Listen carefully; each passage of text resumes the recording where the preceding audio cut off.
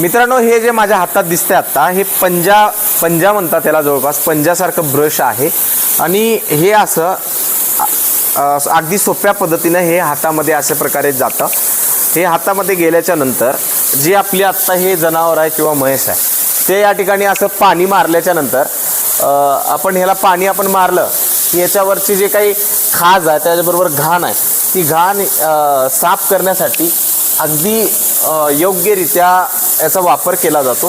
हे बघू शकता किती आपण ज्याप्रमाणे हात फिरवतो त्याचप्रमाणे या म्हशीवरती व्यवस्थित अशा प्रकारे फिरवायचं. फिरवल्याच्या नंतर तुम्हाला या ठिकाणी रिझल्ट दिसून येईल.